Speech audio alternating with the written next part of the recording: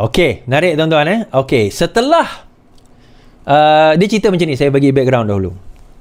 Dalam Kongres Parti Keadilan Rakyat di Shah Alam itu kan, beliau telah menyebut tentang Mahathir. Mula-mula disebut, dia kata apa orang kata, orang Melayu kita miskin, ekonomi kita orang Melayu dah makin teruk, macam tu. So Anwar Ibrahim katalah, dia kata 22 bulan dia memerintah, 22 tahun orang tu memerintah, yang kaya anak-anak dia, yang kaya kroni-kroni dia.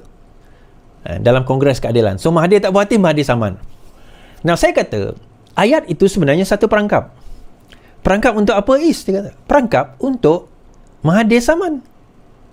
Now, kalau ada orang dakwa, dia kata, Iswadi, kalau betul Mahathir itu salah, dedahkanlah, tangkaplah Mahathir. Now, saya nak bagi tahu tuan-tuan, kadang-kadang bukan semua benda itu satu kesalahan undang-undang. It went through the right procedure. Kadang-kadang. Tapi dalam kes ni, saya rasa boleh kena jenayah ni.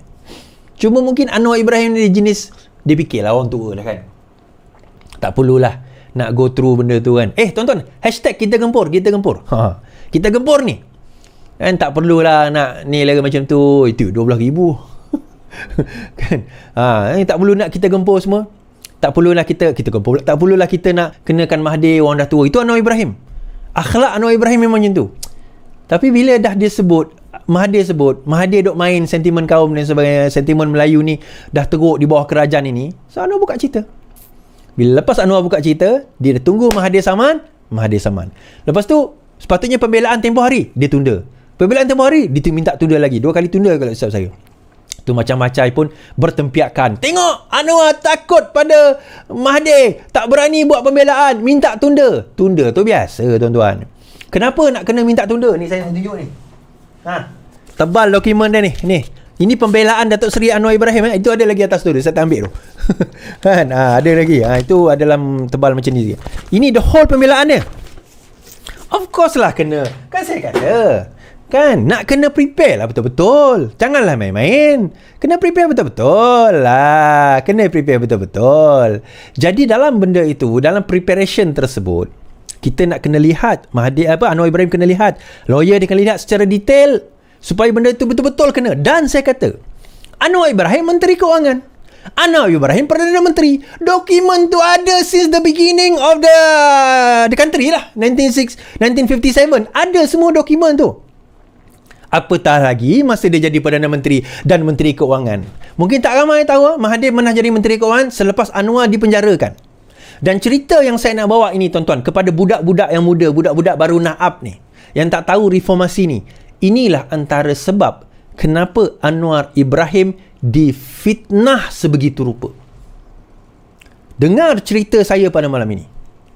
Okay? Dengar. Yang kat TikTok tak boleh nampak lah, tapi dekat Facebook, YouTube nampak. Yang dekat Twitter tak boleh nampak lah, sorry lah. Saya ceritakan dokumen pembelaan Datuk Seri Anwar Ibrahim, bagaimana Mahathir dilondehkan. Yang dalam surat khabar, saya cerita yang surat khabar tu, yang terima 214 juta tu, itu sebahagian daripada cerita je. Ini ni. Anwar dakwa anak beranak Mahathir dapat kontrak 214 juta.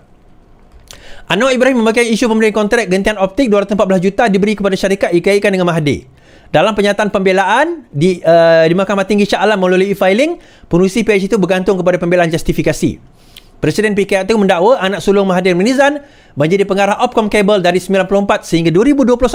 Even 2021 pun tuan-tuan, anak dia dapat projek pada dia jadi Perdana Menteri 2018. Anak kedua Muzadi menjadi pengarah dari 2009 hingga 2019. Dan Mukhris menjadi pengarah dari 94 sehingga 2019. Dan isteri Mukhris, Norzita Mahat Zakaria, menjadi pengarah 95 sehingga 2021. Baik, saya bawa. Jangan risau, saya bawa. Kita tak ada hal punya tuan-tuan. Kita cerita macam mana Mahathir itu dilondehkan. Iswadi tak bertanding dun ke? Saya orang Sarawak. Saya bukan orang Selangor. Saya bukan orang Negeri Sembilan. Saya bukan orang Penang. Saya orang Sarawak. Saya tak bertanding. Baik. Satu benda adalah ni. Pertama, bercerita tentang kronism ni, yang pertama adalah KPB. Apa KPB tadi? Pekapalan Berhad. Kumpulan Pekapalan Berhad, kalau tidak salah saya. Di mana pada tahun 1997, sewaktu krisis ekonomi, Mahathir telah minta supaya bail out KPB atau dikenali sebagai pos logistik berhad. Kan? Pos logistik berhad. Okey. Semasa krisis kewangan 97 bernilai, berapa nilaian dia tuan-tuan? 2 bilion ringgit. 2 bilion ringgit nilaian itu. Kedua, pemberian kontrak secara langsung kepada Opcon Sdn Bhd bernilai 214 juta ringgit, 4.2 juta ringgit. Ketiga, ini tahun bila? Tahun 2003, 20 tahun yang lalu. Kalau sekarang ini nilaian mungkin kita kata kali 3 kali 4, 600-700 juta, almost 1 billion. Ketiga, pemberian kontrak oleh Telekom kepada Opcom Cables, yang tadi Opcom Sdn Bhd, ini Opcom Cable, bernilai 11.157 juta. Yang ini 2018 hari itu. Keempat, pemberian lesen fabrication license kepada Kencana Petroleum Berhad yang dimiliki oleh Mohzani. Kita londai ada 4 benda Dia tuan-tuan banyak. Oh, kenapa tak cerita lain baru 4? Banyak lain mana? Tak payah yang lain. Sekarang ni kita Anwar nak justify kan tentang 22 tahun 22 bulan. Tak payah buka yang lain, buka yang 4 ni je. Kan? Tak payah buka yang lain, kita buka yang 4 cerita. Kalau betul tak payah, sebenarnya tak payah 4 ni. 2 cukup sebenarnya.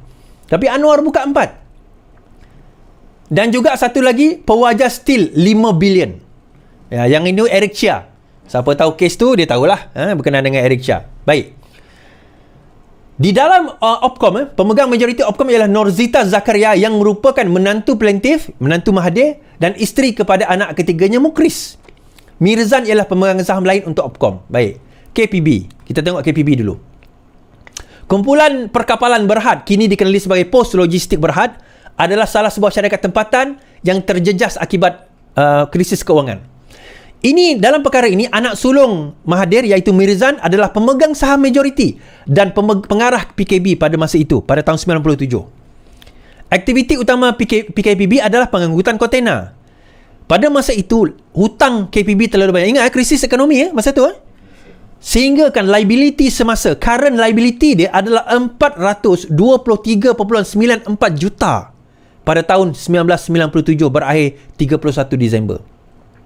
Selepas Julai 97, ini sebelum itu, jadi sebelum itu disebabkan ada hutang tu, sebelum itu tahun 97, defendant yang juga Menteri Keuangan Anwar Ibrahim telah menerima satu permohonan atau permintaan bantuan keuangan, dah baca sebagai bailout, daripada KPB dan atau Mirzan bagi pihak KPB. Permohonan tersebut ditolak oleh Anwar Ibrahim. Mirzan jumpa dengan Mahathir dengan Anwar minta bailout. Anwar tolak, tuan-tuan. Seterusnya, ini bawa ke mahkamah dokumen ni. Dokumen ni semua dibawa ke mahkamah. Jangan ada kata lepas ni fitnah dan sebagainya.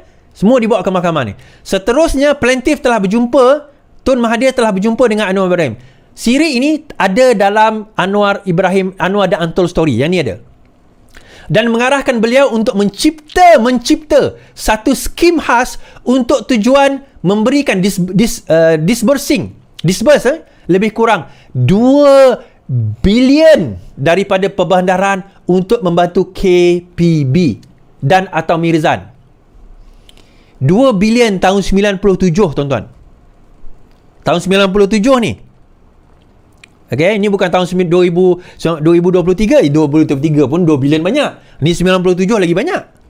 Just to put things into perspective, nak selamatkan Bank Bumiputra masa tu 1 bilion je. KPB 2 bilion Mahathir minta. Defendant Anwar telah menggesa plaintiff Tun Mahathir untuk mempertimbangkan semula skim kerana adalah sukar untuk merasionalkan dan menjustifikasikan penggunaan dana perbandaran untuk nak bail out KPB ni. Nampak Anwar Ibrahim sebagai timbalan Perdana Menteri, Menteri Keuangan pada waktu itu. Anwar juga menyatakan sekiranya Mahathir ingin meneruskan dengan nak keluar pengeluaran yang dicadangkan tersebut, perbandaraan perlu membentangkan satu belanjawan tambahan kepada Parlimen. Tak boleh keluar macam tu je. Kena bentang kat Parlimen lah. Sebab Anwar tak nak bertanggungjawab nak bail out anak Mahathir ni. Walau bagaimanapun plaintiff tercewa. Ingat ini pada bulan bila? Julai 97. Kita kena ingat tu, Julai 97. Plaintiff ternyata kecewa dengan jawapan defendant. Pada masa itulah hubungan mereka mulai renggang. Kita ingat lagi saya dengan kawan saya ni kat sebelah saya ni, kami sama umur. Jadi kita melalui zaman itu. Umur kita 97, 20 tahun lah. 20 tahun. Walau bagaimana, Mahathir ternyata kecewa dengan jawapan Anwar dan menekankan bahawa ia akan memalukan Mirzan dan dirinya sendiri jika benar perkara itu dibentangkan di parlimen, dibahaskan, nanti malulah dia. Walaupun Anwar enggan melayan permintaan KPB untuk bantuan keuangan dan beliau cuba menjawab Mahathir seperti dinyatakan, Anwar telah dimaklumkan kemudian oleh Tan Sri Muhammad Hassan Marikan yang merupakan Presiden dan Ketua Eksekutif Petroleum Petronas terdahulu bahawa Mahathir telah mengarahkan Petronas untuk selamatkan KPB. Tuan-tuan, Tan Sri Muhammad Hassan Marikan hidup lagi Hidup lagi, dilantik oleh Anwar baru-baru ni. Hidup lagi. Ada lagi saksi hidup ni tuan-tuan. Jangan ingat kata tak apa. Maksudnya Mahathir dah arah pula Petronas bailout KPB. Apabila mengetahui Mahathir berhasrat menggunakan Petronas untuk selamatkan KPB, defendant telah berjumpa dengan plaintiff untuk menyuarakan bantahan beliau terhadap perkara yang sama. Walau bagaimanapun, Mahathir tidak mengendahkan bantahan Anwar dan menyatakan bahawa Petronas tidak berada di bawah kawalan pembedaran. Dia kata apa? Pembedaran okeylah, 2 bilion kau tak nak bagi, tak apalah. Nak kena bentang dekat parlimen lah apa. Tak apa. Petronas tu bawah aku. Petronas bawah Perdana Menteri. Suka tiago lah Petronas bawah aku. Pada 6 hari bulan 3, kita kena ingat Anwar dipecat pada September 1998. Yang ini 6 hari bulan 3 98, Anwar masih lagi Timbalan Perdana Menteri, merangkap Menteri Keuangan. Petronas telah mengumumkan rancangannya untuk mengambil alih aset perkabalan KPB. Melalui pembendaharaan tadi gagal, melalui Petronas berjaya. Perkara ini dibuat menurut arahan yang dikeluarkan oleh Mahathir. Pada masa itu Petronas berada di bawah kawalan Mahathir menurut Seksyen 3 Akta Petroleum 1974. Pengurusi kepada Petronas adalah Perdana Menteri. Okey? Sebagai Perdana Menteri Malaysia ketika itu, Mahathir juga mempunyai kuasa untuk mengeluarkan apa-apa arahan yang difikirkan sesuai kepada Petronas pada waktu itu. Pada masa yang sama, iaitu 6 hari bulan 3 1998, tepat tarikh. Dia Menteri Keuangan, dia Perdana Menteri Anwar Ibrahim. Dia dah ada semua catatan tu, semua dokumen ada. Malaysian International Shipping Corporation MIC telah memeterai 2 dokumen persefahaman MOU dengan Petronas dan KPB. Defendant menyatakan bahawa objektif untuk MOU itu adalah facilitate, memudah cara pengambilan aset KPB melalui pembayaran tunai kepada KPB. Dia buat company ini yang disebut dari itu, kita sebut dari itu, yang disebut oleh Mahathir sebagai penggunaan syarikat tu. So akhirnya MOU telah ditandatangani. MIC pun mengambil alih Petronas tanker Sdn Bhd daripada Petronas. Pertimbangan pembelian untuk mengambil alih Petronas akan diselesaikan dengan pengeluaran saham baru kepada Petronas. Setelah keluar saham baru MIC kepada Petronas, MIC akan jadi anak syarikat Petronas. So MIC jadi anak syarikat Petronas. Siapa Perdana Menteri? Mahathir. Siapa pengurusi Petronas? Mahathir. Siapa membagi arahan? Mahathir. Siapa punya KPB? Anak Mahathir. Siapa punya MIC? Baik. Pada 12 hari bulan 11. Ingat bulan 11. Anwar dipecat pada bila tuan-tuan? Bulan 9. Transaksi ini bila? Bulan 11. Tahun 1998. Transaksi-transaksi berikut telah berlaku di antara MIC, KPB dan anak syarikat penuh KPB PNSL Berhad. MIC telah mengambil alih dengan PNSL Limited daripada Petronas yang tadi itulah, daripada KPB dengan pembayaran tunai sebanyak 55 juta USD atau 209 juta ringgit. Transaksi kedua. MIC juga telah mengambil alih kepentingan ekuiti dan aset anak syarikat KPB, PNSL Berhad dengan bayaran tunai berjumlah 165 juta USD atau 620 juta ringgit. Transaksi ketiga. Ini ingat, bulan 11 1998. Kemudian kepentingan 51% PNSL dan kedua-dua Asia LNG dan Asia LNG 2. Okey, yang ni manfaat-manfaat dia lah, boleh baca sendiri, boleh pause baca sendiri.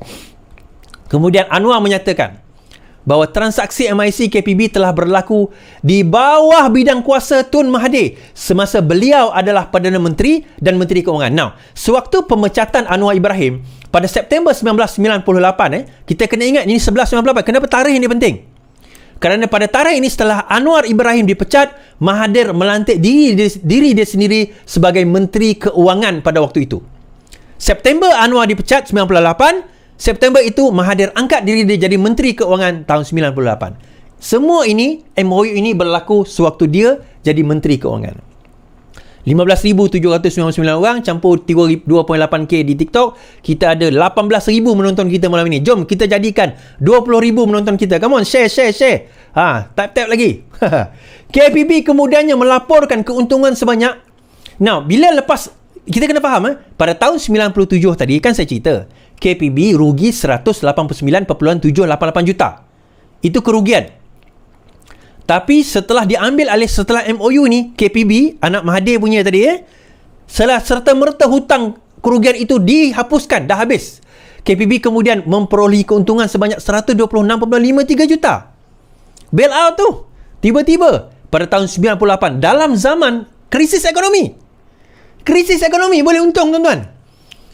Pada masa itu, dia mempunyai liability semasa sebanyak 423 juta, 423.9 juta tahun 97.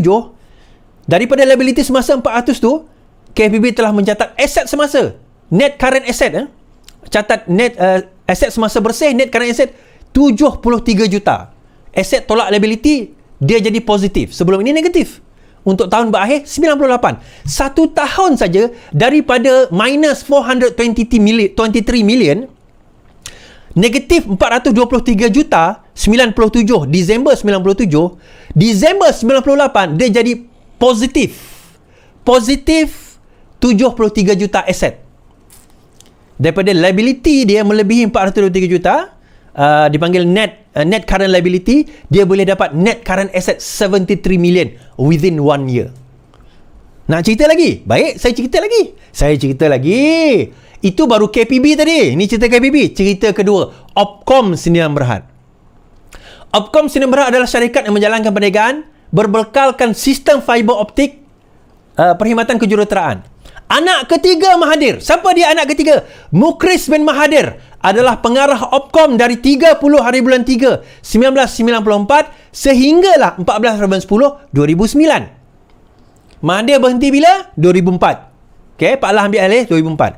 Isteri Mukhris, Norzita Zakaria, adalah pemegang saham majoriti Opcom dan pengarah syarikat tersebut sejak 1999.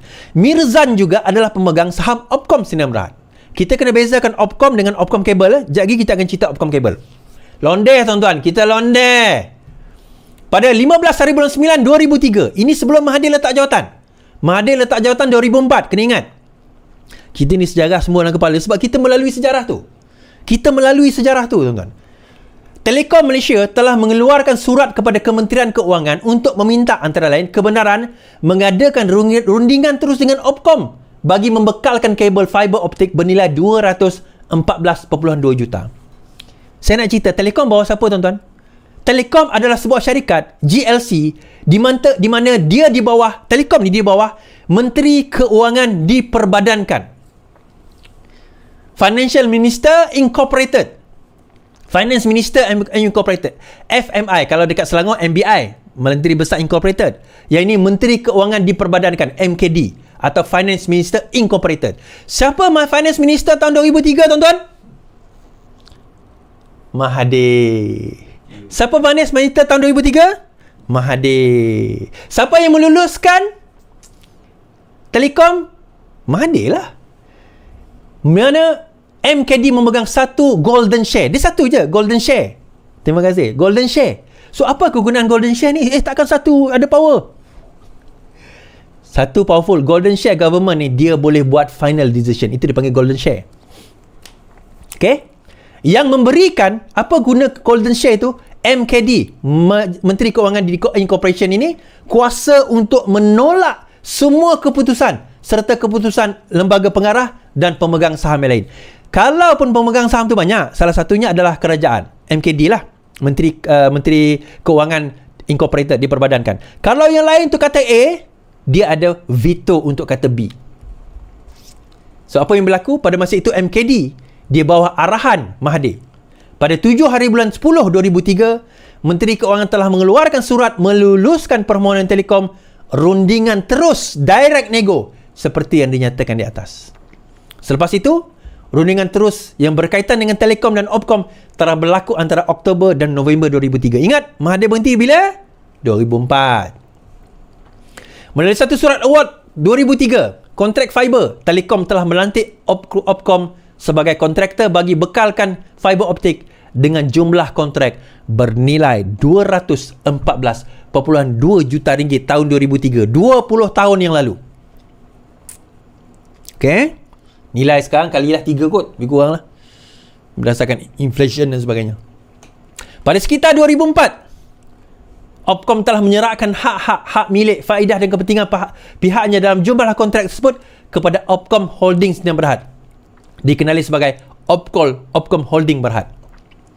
Pengeluaran surat Telekom bertarikh 15 hari bulan 9 2003. Surat Kementerian Keuangan bertarikh 7 hari bulan 10 2003. Serta rundingan bagi kontrak fiber optik telah berlaku di bawah kawalan, arahan atau bidang kuasa Mahathir sewaktu beliau masih jadi Perdana Menteri dan Menteri Keuangan pada tahun 2003, tuan-tuan. Saya tanya tadi, siapakah Menteri Keuangan pada waktu itu? Mahathir. Siapakah Perdana Menteri pada waktu itu? Mahathir. Dia ambil alih daripada siapa? Anwar Ibrahim. Sekarang cai-cai, sekarang budak-budak, saya nak cerita. Faham tak kenapa Anwar wajib disingkirkan? Nak singkirkan Anwar dengan cara rasuah, dengan cara salah guna kuasa, tak boleh. Tak ada. Tak boleh, tak ada. So, ciptalah cerita liwat lah, kacau bini orang lah, kacau bini Azmin lah, kacau bini Hamzah Zanuddin lah, I love you papa lah. Ini kalau siapa yang tengok Umi Alfida tu, macam-macam lah cerita. Macam-macam cerita. Kata kacau bini orang, kacau, lepas tu liwat, lepas tu macam-macam cerita dia. Saya kata binatang je belum lagi. Kalau ada binatang pun kena kat dia. Takkanlah Is. Billion. Bukan ratus juta, tuan-tuan. Tadi kita cerita KPB 2 bilion, kita cerita Opkom 100 juta. Saya bawa lagi. Opkom Cable Sdn Bhd. Tadi Opkom saja. Ini Opkom Cable Sdn Bhd.